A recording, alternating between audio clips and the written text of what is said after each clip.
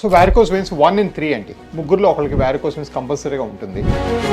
ఇది చాలా frequent problem అనమాట. ఆల్మోస్ట్ 25 to 30% పీపుల్లో ఈ వారికోస్ వెయిన్స్ ఎక్కువగా ఉంటాయి. అంటే ఎలా గుర్తించగలరు సార్ ఈ పెయిన్ దీన్ని? చాలా మందికి ఒక్క వెయిన్ కనబడితేనే వారికోస్ వెయిన్స్ అనుకుంటారు. అలా కాదండి. కనబడకుండా కూడా లోపల నరాలు ఉబ్బటము సమస్య క్రియేట్ అవ్వడం చాలా కామన్ గా చూస్తుంటాం. వెరికోస్ వెయిన్స్ లో ఎన్ని స్టేజెస్ ఉంటాయి సార్? ఫస్ట్ స్టేజ్ లో చిన్న చిన్న వెయిన్స్ కనబడతాయి. సెకండ్ స్టేజ్ లో అంటే కొంచెం మరి కాస్త పెద్ద వెయిన్స్ కనబడతాయి. దీనివల్ల ఏమైనా హార్ట్ కానీ దానికి ఏమైనా ఇబ్బందులు ఏమైనా ఉంటాయా? ఎలాంటి ట్రీట్మెంట్స్ ఇస్తారు సార్ నార్మల్గా మీ దగ్గర స్పెషల్? ఎర్లీ వారికోస్ వెయిన్స్ లో ఏంటంటే చిన్న ప్రాబ్లం కనుక్కుంటే చిన్న సూది పెట్టి మనం కాస్మెటిక్ గా ట్రీట్మెంట్ చేయొచ్చు. దాన్ని ఎక్కడ కట్ చేయడం కుట్లేయడం ఉండదు. అదే బాగా అడ్వాన్స్డ్ వెరికోస్ వెయిన్స్ వచ్చి కాళ్ళు పుండు పడింది అనుకోండి, బట్ ఈ ఎండోవీనస్ ప్రొసీజర్స్ అనేది బాగా అవైలబుల్గా చేసింది హైదరాబాద్లో నేనే. సో మా ఏవిస్ సంస్థలో ఏంటంటే ఇవన్నీ ఫస్ట్ ఆ ఎక్విప్మెంట్ తీసుకురావడం, ఈ వెరికోస్ వెయిన్స్ వాస్కులర్ సర్జరీ కోసమే ఒక పెద్ద హాస్పిటల్ స్థాపించడం, ఈ స్థాపించిన హాస్పిటల్లో సరైన ట్రీట్మెంట్ చేయడం, ఇవన్నీ కూడా మనం ఇక్కడే స్టార్ట్ చేయాలి. ఏవిస్ హాస్పిటల్ అనగానే మొత్తం అంతా దీనికోసం ఉంటుందా సార్? ఓన్లీ వాస్కులర్ సమస్యలే, ఇంకా వేరే సమస్యలు ఏం పెద్దగా చూడము. హాయ్ హలో నమస్తే, నేను మీ anchor Shiva. Welcome to iDream media. ఈరోజు మన ముందున్న guest India's #1 best varicose veins doctor, Avis hospital MD Raja V Koppala garu ఈరోజు మనతో ఉన్నారు. ఆయనతో మాట్లాడి ఈ వెరికోస్ వెయిన్స్ అనే దీని గురించి మనకు తెలియని విషయాలు అని తెలుసుకునే ప్రయత్నం అయితే ఆయనతో మాట్లాడే ప్రయత్నిద్దాం. హాయ్ సార్, ఎలా ఉన్నారు సార్? హలో అండి, బాగున్నారా? బాగున్నాను సార్. సార్ యాక్చువల్లీ ఈ వెరికోస్ వెయిన్స్ అనేది అవుట్ ఆఫ్ 5 మెంబర్స్లో 3 మెంబర్స్కి ఖచ్చితంగా ఈ డిసీజ్ అనేది ఉన్నదని అంటున్నారు. అది ఎంతవరకు వాస్తవం సార్? అది సో వారికోస్ వెయిన్స్ 1 in 3 అండి. ముగ్గురులో ఒకరికి వారికోస్ వెయిన్స్ కంపల్సరీగా ఉంటుంది. ఇది చాలా ఫ్రీక్వెంట్ ప్రాబ్లం అనమాట. ఆల్మోస్ట్ 25 to 30% పీపుల్లో ఈ వారికోస్ వెయిన్స్ ఎక్కువగా ఉంటుంది. సో ఈ వారికోస్ వెయిన్స్ అంటే ఏంటంటే కాళ్ళలో ఏ కారణంగా రక్తస్రావం సరిగా లేక, బ్లడ్ కాళ్ళ నుంచి మళ్ళీ హార్ట్కి వెళ్ళలేక కాళ్ళు అలా ఉండిపోయి జామ్ అయిపోతే దాన్ని వారికోస్ వెయిన్స్ అంటాం. ఇది చాలా కామన్ ప్రాబ్లం. ఈ ప్రాబ్లంలో ఏంటంటే బ్లడ్ సరిగా సర్క్యులేట్ అవ్వకపోవడం వల్ల కాళ్ళు నొప్పులు లేదా వేరే సమస్యలకు దారితీస్తాయి. బట్ ఇక్కడ మోస్ట్ ఇంపార్టెంట్ థింగ్ ఏంటంటే ఇది యాక్చువల్గా మనం చూసామంటే 300 BCలో కూడా రోమన్ స్టాచ్యూస్లో ఈ వెయిన్స్ ఉబ్బిన సిరలు చెక్కి ఉన్నాయి. యాక్చువల్గా ఆ స్టాచ్యూలో కూడా చెక్కి ఉన్నాయి అనమాట ఉబ్బిన సిరలు. సో చాలా ఫ్రీక్వెంట్గా మనం ఎప్పటి నుంచో చూస్తున్నాం వీటిని. కాకపోతే ఈ మధ్యన కొంచెం బాగా ప్రాముఖ్యత ఎందుకు వచ్చిందంటే మాలాంటి పెద్ద సంస్థలు, వారికోస్ వెయిన్స్ మీద స్పెషలిస్ట్ సంస్థలు ఏంటంటే ఈ ప్రాబ్లం మీద అవేర్నెస్ పెంచడం వల్ల ఇవన్నిటికీ అందరికీ తెలుసు ఎక్కువగా పెరిగింది అనమాట. బాగా అవేర్నెస్ పెరిగింది ఈ మధ్యకాలంలో. అవును సార్. సార్ ఈ వారికోస్ వెయిన్స్ అనే కానీ ఎలా గుర్తించగలం సార్? అంటే నార్మల్గా నిల్చున్నప్పుడు ఫుల్గా పెయిన్స్ రావడం అంటే ఇలాంటివా? అంటే ఎలా గుర్తించగలరు సార్ ఈ పెయిన్ దీన్ని? రైట్. సో వారికోస్ వెయిన్స్ అంటే ఫస్ట్ ఆఫ్ ఆల్ కొంతమందికి పెయిన్స్ కనబడతాయి. చాలా మందికి ఏంటంటే 100లో 35 నుంచి 40 మందికి వెయిన్స్ ఉబ్బినట్టు చిన్న చిన్న చారల్లాగా లేదా పెద్ద చారల్లాగా ఉబ్బిన సిరల్లాగా రౌండ్ బాల్స్ లాగా కొంచెం కణుతుల్లాగా లేకపోతే అట్లా కనిపిస్తూ ఉంటాయి అన్నమాట. చూడటానికి చాలా ఈజీగా ఉంటుంది. అట్లా కనపరిచిన వాళ్ళలో కూడా కాళ్ళలో ఏంటంటే కొంచెం డిస్కంఫర్ట్, కాళ్ళు నొప్పులు వేయటము, కాళ్ళు సాయంకాలం అయితే పీకటము, కాళ్ళు వాచటము, కాళ్ళు అధికంగా దురదలు పెట్టడము, చిన్న దెబ్బ తగిలితే మానకపోవడము, ఇవన్నీ కూడా వారికోస్ వెయిన్స్ లక్షణాలే. నాన్ హీలింగ్ ఆఫ్ అల్సర్స్, కాళ్ళు పుళ్ళు పట్టడం, పుళ్ళు తగ్గకపోవటం, తరచూ కాళ్ళ ఇన్ఫెక్షన్స్ అంటే సెల్యులైటిస్ అంటాం, తరచూ కాళ్ళ ఇన్ఫెక్షన్స్ రావటం, ఇవన్నీ కూడా వారికోస్ వెయిన్స్ లక్షణాలే. సో ఇది చాలా common problem. Having at the same time ఇదేంటంటే ఈ ప్రాబ్లంలో చాలా మందికి ఒక్క వెయిన్ కనబడితేనే వెరికోస్ వెయిన్స్ అనుకుంటారు. అలా కాదండి. కనబడకుండా కూడా లోపల నరాలు ఉబ్బటము సమస్యలు క్రియేట్ అవ్వడం చాలా కామన్గా చూస్తుంటాం. Okay sir. సార్ ఇప్పుడు నార్మల్గా అదే వెరికోస్ వెయిన్స్ అనేది కొంతమందికి అవగాహన లేక కొంతమంది స్కిన్ ఎలర్జీస్ అనుకుంటుంటారు. ఇలాంటివి ఏమైనా ఉన్నాయా మీ దగ్గరకు వచ్చినవి ఉన్నాయా సార్? చాలా ఉంటాయి. సో స్కిన్ ఎలర్జీ అనుకోవడము. సో ఫర్ ఎగ్జాంపుల్ వారికోస్ వెయిన్స్లో ఏమవుతుందంటే కాళ్ళలో రక్తస్రావం సరిగా లేకపోవడం వల్ల బ్లడ్ పైకి వెళ్ళకలేక మళ్ళీ కిందకు వచ్చి కాళ్ళు అలా జామ్ అయిపోయి ఉండిపోతుంది. అలాగ రిపీటెడ్గా కాళ్ళు ఉండిపోయి కాళ్ళు నల్లగైపోవడము, ఆ చర్మం చెడిపోవడము, ఇవన్నీ కూడా వారికోస్ వెయిన్స్లో మనం చూస్తాం. సో అలా చూసినప్పుడు ఏమవుతుందంటే ఆ కాళ్ళలో చాలా మంది ఆ చర్మం మారడం వల్ల దాన్ని స్కిన్ ఇన్ఫెక్షన్ అనుకోవడము, చర్మ సమస్య అనుకోవడము, తరచూ చర్మం డాక్టర్ దగ్గరికి వెళ్ళటం, ఎన్నో ఏళ్ళ తరబడి ట్రీట్మెంట్ తీసుకోవడం. ఇప్పుడు ఇవాళ ఫర్ ఎగ్జాంపుల్ యూపీ నుంచి ఒక పేషెంట్ వచ్చారు, ఉత్తరప్రదేశ్ నుంచి. గత 18 ఏళ్ళగా చర్మానికి ట్రీట్మెంట్ పెట్టుకుంటున్నారు. ఇలాంటివి యా. సో కాళ్ళు నల్లబడుతుంటే అంటే వాళ్ళు ఒరిజినల్గా తెలుగు వాళ్ళే కానీ అప్పుడు ఇప్పుడు సెటిల్ అయిపోయారు.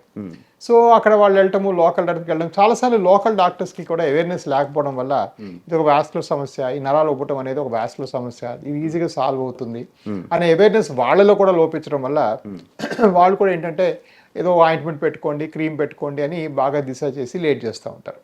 సో ఇవేంటంటే చాలా కామన్గా ఉంటుందండి. 10 నుంచి 25 ఏళ్ళ వరకు రాంగ్ ట్రీట్మెంట్లు అంటే తప్పుడు ఆయింట్మెంట్లు పెట్టుకొని వచ్చిన సందర్భాలు నేను చాలా చూశాను నా సొంత జీవిత వ్యవధిలో.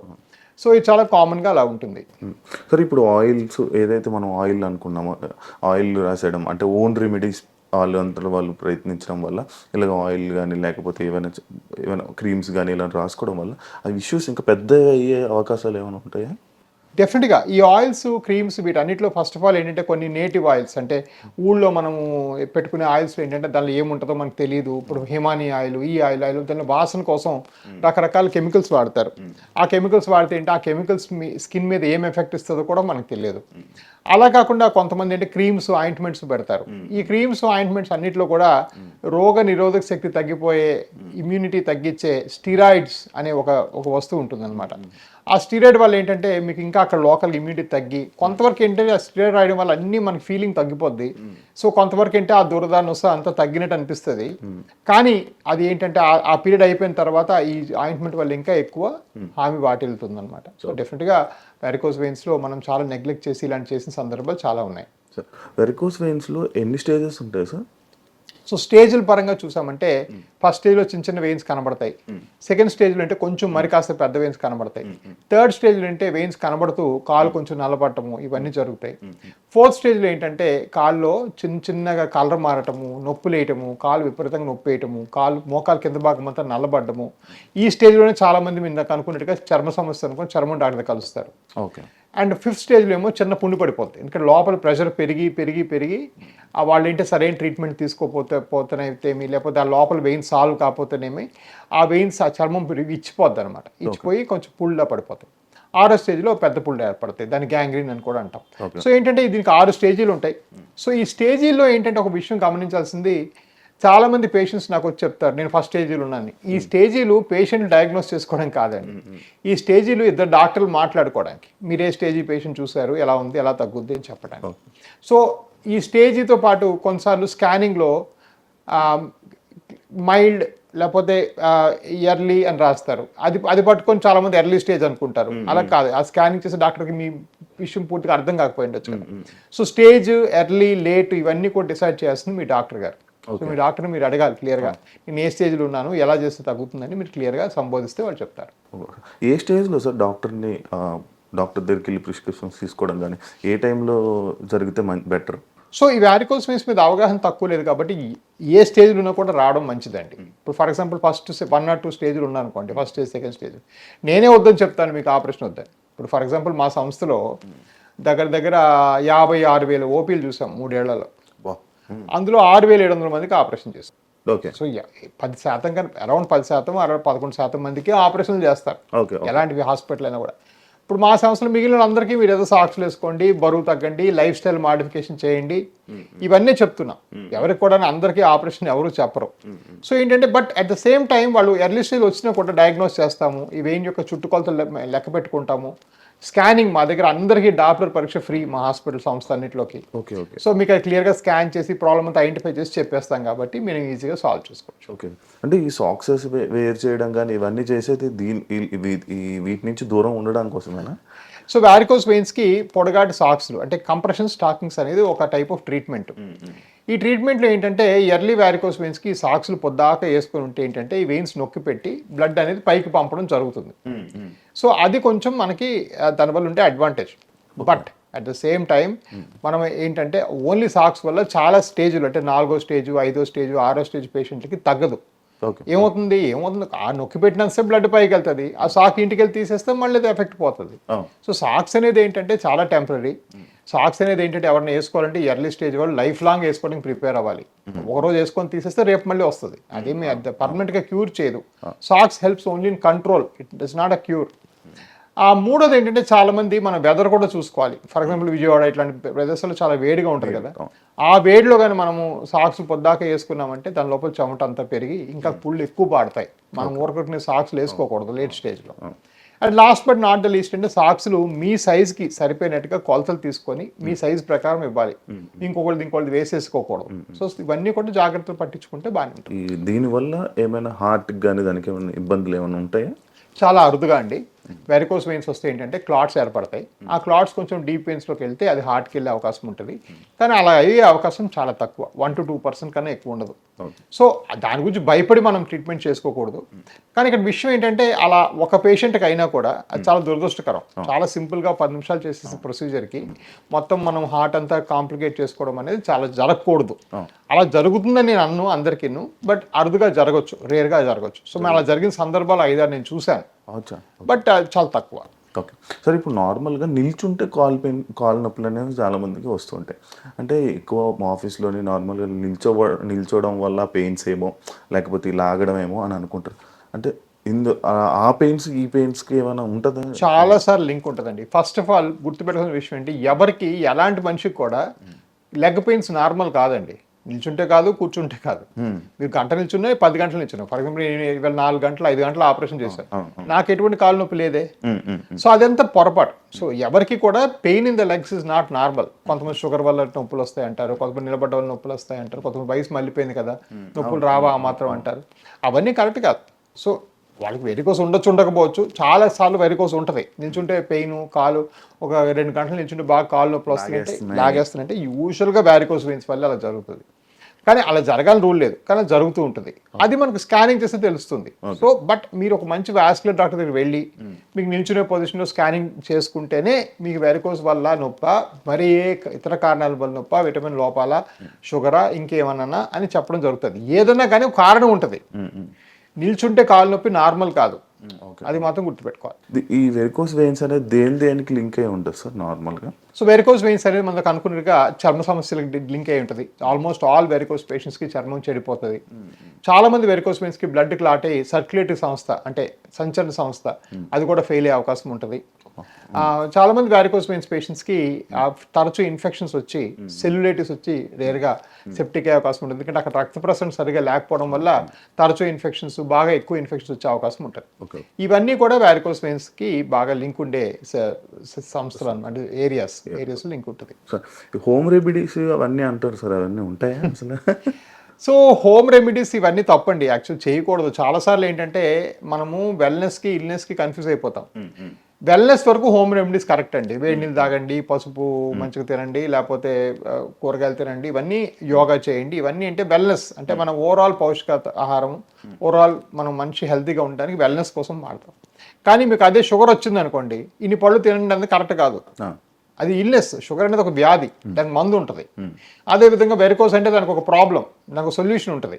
అంతేగాని దానికి మనం ఇంటి వాడి చిట్కాలకి మనం కలపకూడదు. కొన్ని ఇంటి చిట్కాలు కరెక్టే, ఎప్పుడో కొన్ని తరాలుగా మనం ఫాలో అవుతున్నాం, వేడి నీళ్ళు తాగటం లేదంటే ఇవన్నీ. బట్ అది జబ్బులకి ట్రీట్మెంట్గా వాడడం అనేది పొరపాటు. వెరికోస్ వెయిన్స్ క్లియర్గా ఒక సమస్య, దానికి కరెక్ట్ ట్రీట్మెంట్ తీసుకోవాలి. ఇక్కడ మనం కామన్గా చూసే ఇంటి చిట్కాలు ఎలాంటివి అంటే కాలుకు వేడి ఉప్పు రాయడము, లేదంటే కాలుకు పసుపు రాయడము, ఇవన్నీ చేస్తే అంటే వెరికోస్ వెయిన్స్ తగ్గవు సరికదా, పెరిగిపోయే అవకాశం ఉంటుంది. పసుపు రాయడం వల్ల కనబడదు కూడా కదా సార్, ఆ కలర్ ఈ కలర్ మిక్స్ అయిపోయి ఇబ్బంది అవుతుంది కదా. సరే, ఇప్పుడు ఇందాక మీరు చెప్పినట్లు లైక్ ఇన్ని ఆపరేషన్స్ లైక్ ఇన్ని చేశాను అన్నారు, ఎలాంటి ట్రీట్మెంట్స్ ఇస్తారు సార్ నార్మల్గా మీ దగ్గర స్పెషల్? సో మేము మా ప్రత్యేకత ఏంటంటే వారికోస్ వెయిన్స్కి మేము end to end vein care చేస్తామండి. బేసిక్ ఏంటంటే ఎర్లీ వారికోస్ వెయిన్స్లో ఏంటంటే చిన్న ప్రాబ్లం కనుక్కుంటే, సపోజ్ వాళ్ళు చూడడానికి ఎబ్బెట్టుగా ఉంది, నేను షార్ట్ చేసుకుంటాను, కాస్మెటిక్గా ట్రీట్ చేయండి అంటే చిన్న సూది పెట్టి మనం కాస్మెటిక్గా ట్రీట్మెంట్ చేయొచ్చు. దాన్ని క్లాక్స్ అంటాం. దాన్ని ఎక్కడ కట్ చేయడం, కుట్లేయడం ఉండదు. అదే బాగా అడ్వాన్స్డ్ వెరికోస్ వెయిన్స్ వచ్చి కాళ్ళు పుండు పడింది అనుకోండి, దానికి వెరికోస్ వెయిన్స్ చేసి ఆ పుండును కూడా పూర్తిగా తగ్గించి వూండ్ కేర్ విభాగం ఉంటుంది, వాళ్ళ తద్వారా మనం తగ్గిస్తాం.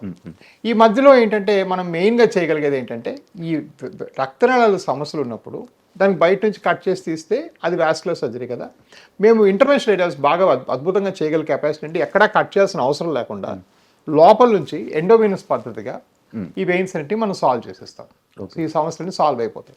సో ఈ ఎండోవీనస్ పద్ధతులు చేసుకుంటే బాగా క్లిక్ అయ్యి బాగా తగ్గిపోతాయి. సో ఇవన్నీ కూడా మనం చేసుకుంటే, బట్ ఈ ఎండోవీనస్ ప్రొసీజర్స్ అనేది బాగా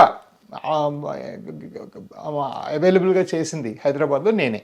అవును. సో మా ఏవిస్ సంస్థలో ఏంటంటే ఇవన్నీ ఫస్ట్ ఆ ఎక్విప్మెంట్ తీసుకురావడం, ఈ వెరికోస్ వెయిన్స్ వాస్కులర్ సర్జరీ కోసమే ఒక పెద్ద హాస్పిటల్ స్థాపించడం, ఈ స్థాపించిన హాస్పిటల్లో సరైన ట్రీట్మెంట్ చేయటం, ఇవన్నీ కూడా మనం ఇక్కడే స్టార్ట్ చేసాం. సార్ ఏవిస్ హాస్పిటల్ అనగానే మొత్తం అంతా దీనికోసం ఉంటుంది కదా సార్? ఓన్లీ వాస్కులర్ సమస్యలే, అంటే వెరికోస్ వెయిన్స్, ఆర్టరీ సమస్యలు, కాళ్ళ పుళ్ళు, చిన్న చిన్న వెయిన్స్, కాలు ఉబ్బిపోతుంది, ఊర్లో బోధకాలు అంటారు, వాటి ట్రీట్మెంట్లు, వీటి కోసమే ఉన్నాం మేము. ఇంకా వేరే సమస్యలు ఏం పెద్దగా చూడం.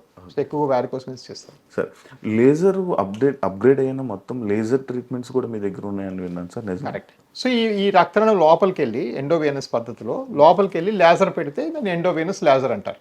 ఓకే. లోపల రేడియో ఫ్రీక్వెన్సీ ఫ్రీక్వెన్సీ అంటారు. ఇప్పుడు ఇంకా కొత్తగా లోపల ఆ వెయిన్ లోపలికి వెళ్ళి లోపల బంకెడుస్తాం, గ్లూ అంటాం. సో అలాగే ఇవన్నీ కూడాను మా వారికోస్ వెయిన్స్ యొక్క డిఫరెంట్ ఆస్పెక్ట్స్ అన్నమాట. బట్ ఏదైనా కూడా మనం ఎక్కడ లేజర్ చేసినా, గ్లూ చేసినా, ఏం చేసినా పేషెంట్ని కట్ చేయడం కానీ, కుట్లేయడం కానీ, నడుములు సూది ఇవ్వడం కానీ, పెద్దగా మత్తు ఇవ్వడం కానీ ఇవేవి లేకుండా చేసేస్తాం.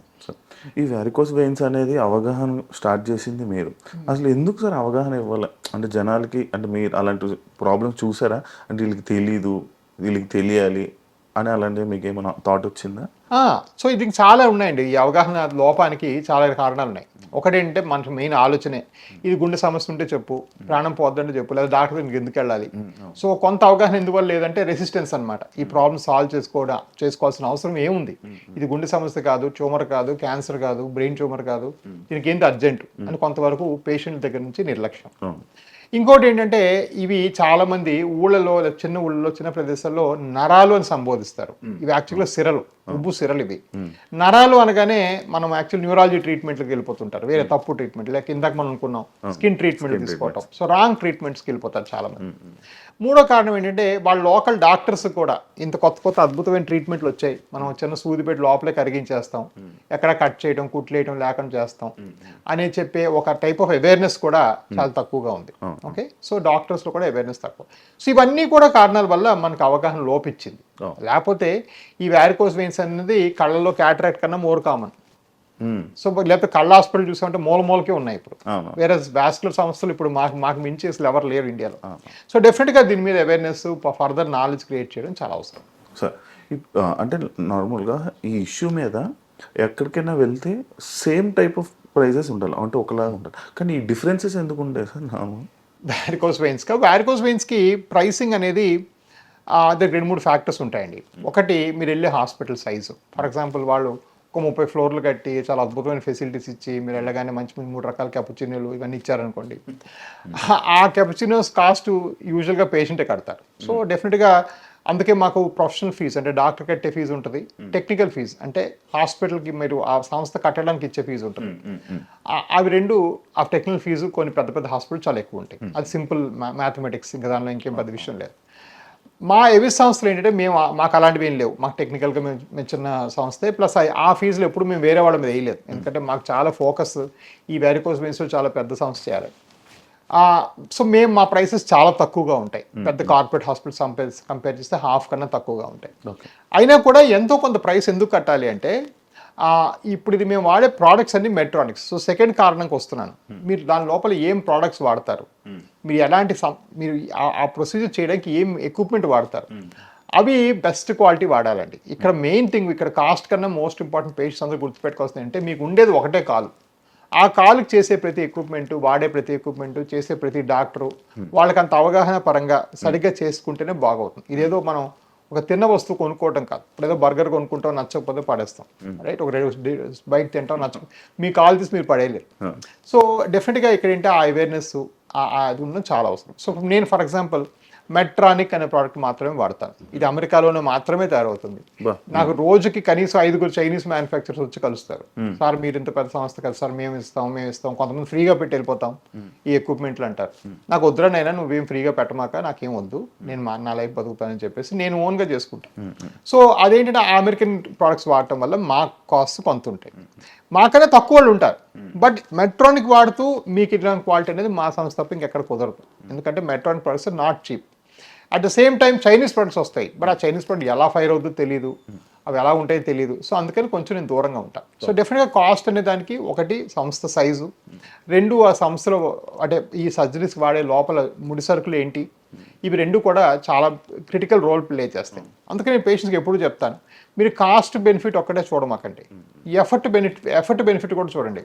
సపోజ్ మీరు ఆపరేషన్ చేసుకుని ఫెయిల్ అయింది అనుకోండి చైనీస్ ప్రోడక్ట్తో, మీరు ఫర్ ఎగ్జాంపుల్ ఖమ్మంలో ఉంటారనుకోండి, ప్రతిసారి ట్యాక్సీ వేసుకొని వారానికి ఒకసారి 5 కలిసి ఆ ట్యాక్సీ బుక్ చేసుకొని ఇక్కడికి వచ్చి ఆ డాక్టర్ కోసం 4 గంటలు వెయిట్ చేసి, దీనికి కూడా ఖర్చు అవుతుంది బై ద వే. ఈ ఆపరేషన్ ఫెయిల్ అయితే మీరు ఆ డాక్టర్ చుట్టూ తిరగడానికి కూడా బోల్డ్ ఖర్చులు అవుతాయి. సో దాన్ని ఎఫర్ట్ బెనిఫిట్ అంటాం. లేకపోతే మీకోసం మీ కొడుకు ఎవరో సాఫ్ట్వేర్ ఇంజనీర్ బెంగళూరులో ఉద్యోగం మానేసి వాళ్ళ లాస్ ఆఫ్ పే లీవ్ పెట్టి 10 రోజులు మీ వెనక తిరిగాడు అనుకోండి, అది కూడా డబ్బులు పోయినట్టే. సో ఇవన్నీ కూడాను డబ్బులు లెక్కే. డబ్బులు అంటే ఒక్క మీరు హాస్పిటల్ కట్టే అమౌంట్ కాదు. సో అందుకే హాస్పిటల్లో డాక్టర్స్ మనం జడ్జ్ చేసినప్పుడు, హాస్పిటల్ జడ్జ్ చేసినప్పుడు హస్తవాస అంటారు, సక్సెస్ రేట్స్ అంటారు, వాళ్ళకు ఉన్న పరపతి అంటారు. ఇవన్నీ కూడా మీరు చెక్ చేసుకొని మీ ఇంటి దగ్గర ఇలాంటి ఈ హాస్పిటల్ ఇప్పుడు మా ఐవిస్కి వచ్చారనుకోండి, మీరు ఉభయ రాష్ట్రాల్లో ఏ పల్లెటూరు నుంచి మీరు నాకు ఫోన్ చేసినా మీ పల్లెటూరులో 3 బాగైన నంబర్ నేను ఇస్తాను, మీరు ఎక్కడి నుంచి చేసినా.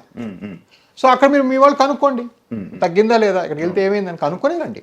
అట్ ద సేమ్ టైం అది అలాంటి వర్కప్ చేసుకోకుండా మనం దాన్ని హాఫ్ ఆఫ్ చేస్తే మాత్రం రివర్స్ అయితే కొంచెం బాగా సఫర్ అవుతారు. విలేజెస్లో ఎక్కువ కదా సార్ ఈ ఇష్యూ? అన్ని దగ్గరలో ఎక్కువ అండి, విలేజెస్లో కూడా అవేర్నెస్ ఎక్కువ బాగా. సార్ ఎందుకు హాస్పిటల్స్ గురించి మాట్లాడితే నాకు ఒక థాట్ ఇది వచ్చింది. అంటే ఎక్కువ ఎక్కడైతే డబ్బులు ఉంటాయో అంటే ప్రైజెస్ ఉంటాయో అక్కడికి ఎందుకు వెళ్తారు నార్మల్? కొన్నిసార్లు దిస్ పర్సెప్షన్ ఆఫ్ క్వాలిటీ అండి. క్వాలిటీ అయితేనేమి, మార్కెటింగ్ అయితేనేమి. అగైన్ నేను చెప్పేది ఏంటంటే మన రాజ్యాంగం ప్రకారం ఏంటి, ఎవరికైనా ఒక హెల్త్ ఇస్ అ రైట్, అంటే ఆరోగ్యం ఒక హక్కు. ఆరోగ్యం హక్కు అంటే ఏంటి, దానికి అర్థం ఏంటి, మీరు ఎలాగైతే మనం మాట్లాడడానికి హక్కు ఉందో అలాగే మీ కాళ్ళు నొప్పి ఉంటే బాగు చేసుకోవడానికి మీకు హక్కు ఫ్రీగా, రైట్? ఆ హక్కుని ఎవరు ఎవరు నిర్వర్తించాలంటే first of all government hospitals, right? మనకు అన్ని ఒరిజినల్గా అది ఫ్రీ, మనం ఎప్పుడైనా వెళ్ళిపోయి ఎప్పుడైనా ట్రీట్మెంట్ తీసుకోవచ్చు. అదృష్టవశాత్తు దురదృష్టవశాత్తు అక్కడ రష్ పెరగడం అయితేనేమి, అక్కడ నంబర్స్ ఎక్కువైతేనేమి, లేదంటే అంత ఫెసిలిటీస్ లేకపోతేనేమి మనము ప్రైవేట్ హాస్పిటల్ పెట్టడం జరిగింది. సో ఒరిజినల్గా ఇప్పటికి కూడా లాలో ఏముంది, ఎవడో డబ్బు ఉన్నోడు పలానా ప్రైవేట్ హాస్పిటల్కి వెళ్ళి చేయించుకుంటాడు, అక్కడికి లైన్లో నిలబడడం ఇష్టం లేనివాడు చేయించుకుంటాడు, లైన్లో నిలబడడం ఇష్టం ఉన్నవాడు గవర్నమెంట్ హాస్పిటల్ చేసుకుంటాడు. అన్ని ఫెసిలిటీస్, అన్ని సర్జరీలు గవర్నమెంట్ హాస్పిటల్ ఇప్పటికీ ఫ్రీగా ఉన్నాయి. ఇవి కాకుండా ఆరోగ్యశ్రీ గవర్నమెంట్ రకరకాల స్కీములు ఉన్నాయి, రైట్? సో డెఫినెట్గా సో మీకు ఫ్రీగా కూడా చేసుకోవచ్చు. కొంతమంది ఏంటంటే పేషెంట్స్ లేదండి మాకు అది ఇష్టం లేదు, మేము వచ్చి పలానా చేసి, ఈ పలానా హాస్పిటల్లో వాళ్ళకుండే కాస్ట్ స్ట్రక్చరు, ఇప్పుడు జూబ్లీహిల్స్లో ఒక రెంటు మీకు మూసాపేటలో రెంట్ కన్నా తేడాగా ఉంటుంది. ఇదే హాస్పిటల్ నేను మూసాపేటలో పెట్టి హాఫ్ రెంట్ కట్టాలి కదా. సో ఈ రెంట్ మరి ఎక్కడి నుంచో రావాలి కదా. సో కొంతవరకు ఎకనామిక్స్ కూడా ప్లే అవుతాయి. కొంతవరకు ఆ ఎకనామిక్స్లో పలానా ప్రొసీజర్ పలానా రేటుకే చేయాలని పెద్దగా ఏం రూల్స్ లేవు. అండ్ అలా ఇష్టం లేని వాళ్ళు బాజప్తుగా హ్యాపీగా మన గాంధీ హాస్పిటల్, ఉస్మానియా హాస్పిటల్, నిమ్స్, బోల్డ్ హాస్పిటల్ గవర్నమెంట్ క్రియేట్ చేసింది, టిమ్స్ అనేసి. సో ఇవి ఎక్కడి నుంచి కూడా చేసుకొని పూర్తిగా తగ్గించుకోవచ్చు. ఓకే సార్, ప్రెగ్నెంట్ ఉమెన్స్కి ఇది ఎక్కువ వస్తాయని విన్నాను. డెఫినెట్గా ప్రెగ్నెన్సీలో గర్భం దాల్చిన తర్వాత ఆల్మోస్ట్ 35 to 40% పేషెంట్స్కి వ్యారికోస్ వెయిన్స్ వచ్చే అవకాశం ఉంటుంది. కానీ వాళ్ళు ప్రెగ్నెన్సీ ఉన్నప్పుడు మనం ఏంటంటే ఎటువంటి లేజర్ ఆపరేషన్ అంటే చెయ్యము. మీరు ప్రెగ్నెన్సీ అయిపోయిన తర్వాత 9 months రండి, అప్పుడు అవసరం ఉంటే చూద్దాము అని చెప్పడం జరుగుతుంది. సరే, ఈ వ్యారికోస్ వెయిన్స్ ఈ ట్రీట్మెంట్ జరిగాక మళ్ళీ తిరిగి వచ్చే ఛాన్సెస్ ఏమైనా ఉన్నాయా సార్? ఉన్నాయండి. సో ఇప్పుడు ఆల్మోస్ట్ 10-15 ఏళ్ళుగా నేను ఇలాంటి షోలు చేస్తున్నాను. ప్రతి దగ్గర నేను ముక్తకంఠంతో చెప్పే విషయం ఏంటంటే ఈ వ్యారికోస్ వెయిన్స్ ఎంత మంచి డాక్టర్ చేసినా కూడా 1 నుంచి 3% మందిలో మళ్ళీ వెనక్కి వస్తాయి. ఈ recurrence is way of life. అందుకే యాక్చువల్గా వ్యారికోస్ వెయిన్స్కి ఇంకో పేరు ఏంటంటే క్రానిక్ వీనస్ ఇన్సఫిషియన్సీ. అంటే క్రానిక్ అంటే ఎన్నో ఏజ్ సంవత్సరాలుగా ఉన్నది. సో అదేదో ఒకసారి చేయగానే మ్యాండేటరీగా అందరిలో 100 పాళ్ళు తగ్గిపోద్ది అనేది ఒక అపోహ. దీన్ని అపోహని బాగా ఆజ్యం పోసింది ఏంటంటే ఈ సోషల్ మీడియా. చాలా మంది ఏంటంటే అడ్వర్టైజ్మెంట్లో పూర్తిగా తగ్గిపోద్ది, గ్యారంటీ వారంటీ అని చెప్పి చేస్తారు. అది ఇంపాసిబుల్ అండి. గ్యారంటీ ఇచ్చి వ్యారికోస్ వెయిన్స్ అనేది ఎవరు చేయలేరు. అదే కాదు 90% జబ్బుల్లో మీరు అది చేయలేరు ఆ విషయం.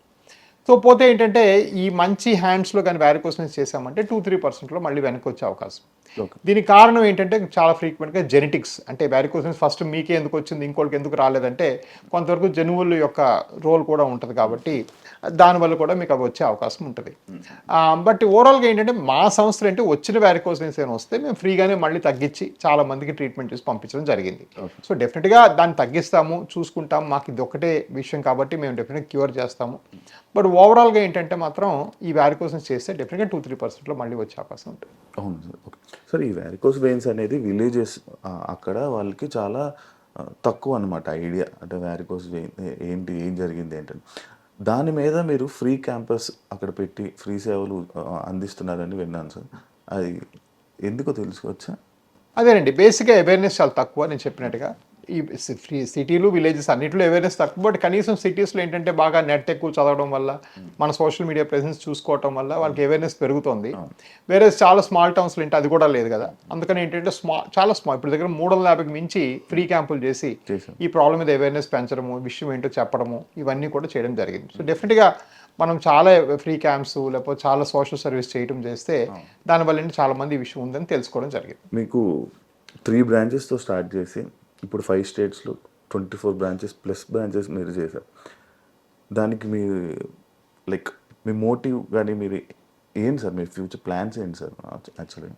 సో నేను 2015 వెనక్కి వచ్చినప్పుడు అసలు వాస్కులర్ సంస్థ అనేది ప్రైవేట్ రంగంలో లేదు. ఓకే, వాస్కులర్ ట్రీట్మెంట్ చేసే హాస్పిటల్ అంటూ ప్రైవేట్ రంగంలో భారతదేశంలో లేదు. సో దీని మీద అవేర్నెస్ చేయడానికి మొదలు పెట్టాను. అలా మొదలు పెడితే అంచెలంచెలుగా పెరగడము, మనం ఆ ట్రీట్మెంట్ సరిగ్గా ఇవ్వాలంటే మంచి మిషన్లు కొనాలి. ఆ మిషన్లు కూడా మనం ఒక 20 ఉన్నాయి ఇప్పుడు మన దగ్గర. మూడోది ఏంటంటే ఆ ట్రీట్మెంట్ చేస్తూ చేస్తూ మనకి కొన్ని కాంప్లికేషన్స్, సైడ్ ఎఫెక్ట్స్, అంటే వీడికి తగ్గలేదనో లేకపోతే ఇంకోటికి ఏదో ఇంకోలా సమస్య వచ్చిందనో మనం చేసిన తర్వాత అలాంటివి కూడా, ఎందుకంటే నంబర్ ఎక్కువ చేస్తాం కదా. మనకి మంచి వచ్చినా మనకు వస్తుంది, చెడు వచ్చినా మనకు వస్తుంది కదా, ఎందుకంటే మనమే ఎక్కువ చేస్తాం. ఇప్పుడు మీరు కారు 10 కిలోమీటర్ల రోజుకి 200 కిలోమీటర్లు నడిపారు అనుకోండి, గీత పడక తప్పదుగా. అదేవిధంగా మనకు కాంప్లికేషన్స్ ఏవో వచ్చినాయి, వాటి మీద ఇంకా ఫర్దర్ నేర్చుకుని ఇవన్నీ కూడా ఏంటంటే మనం బాగా అవేర్నెస్ పెరగడం వల్ల, నాలెడ్జ్ కర్వ్ ఇంప్రూవ్ అవడం వల్ల నాకు 2019-20 కల్లా ఏమనిపించింది అంటే అసలు ఇది నేషనల్ వైడ్ తీసుకెళ్ళొచ్చు. మనం నేర్చుకున్న సబ్జెక్టు, మనకున్న నాలెడ్జ్, మనకుండే అవేర్నెస్, అంటే కస్టమర్ ఏం కావాలనుకుంటున్నారు, పేషెంట్కి ఏం కావాలనుకుంటున్నారు అనే ఒక థాట్ మనకి చాలా బాగా అర్థమవుతుంది, ఎందుకంటే మన నంబర్స్ ఎక్కువ కాబట్టి నేను భారతదేశం మొత్తం స్ప్రెడ్ అయ్యాం. ఇప్పుడు ఇండియా వైడ్ మనకి అంటే సౌత్ ఇండియా అంతా ఉంది, బెంగాల్లో కూడా ఉంది, మనకి మంచి ప్రెసెన్స్ ఉంది, మంచి కేసెస్ జరుగుతున్నాం. సో డెఫినెట్గా దానికి మనం ఏంటంటే చాలా రుణపడి ఉన్నాం మన పేషెంట్స్కి. మన సూపర్ సార్, కంగ్రాచులేషన్స్. ఇన్ని బ్రాంచెస్ అక్కడి నుంచి ఇక్కడ దాకా వచ్చారు సార్. ఇది ఫుడ్ వల్ల ఏమైనా వస్తుందా సార్? నార్మల్గా డౌట్.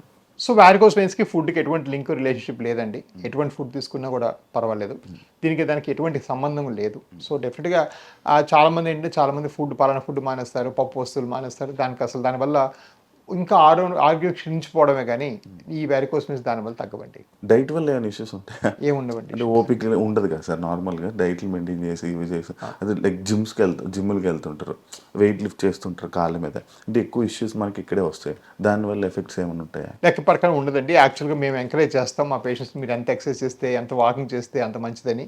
In fact reverse చెప్తామన్నమాట. సెడెంటరీ అంటే ఖాళీ కూర్చోవడము is like new smoking. So మీరు రోజుకి 500 మీటర్ కన్నా తక్కువ నడిస్తే అది రోజుకి 10 సిగరెట్లు తాగినంత హామ్ చేస్తుంది మీ బాడీకి. సో నడకపోవడం అనేది ప్రాబ్లం, నడవడం అనే కాదు. సో డెఫినెట్గా నడవాలి, ఎక్సర్సైజ్ చేయాలి. మీరు ఎంత మూవ్ అయితే మీకు అంత సమస్యలు తక్కువగా వస్తాయి. Thank you so much sir. Varicose veins మీద అవగాహన లేని వాళ్ళకి, అంటే నాకు కూడా కొంచెమే ఉంది, కానీ మీతో మాట్లాడాక నాకు కూడా క్లారిటీ వచ్చింది. నాకే కాదు ఇప్పుడు చూస్తున్న వ్యూవర్స్ కూడా మంచి అవగాహన వచ్చిందని అనుకుంటున్నాను. Thank you so much sir ఇంత ఇన్ఫర్మేషన్ ఇచ్చినందుకు.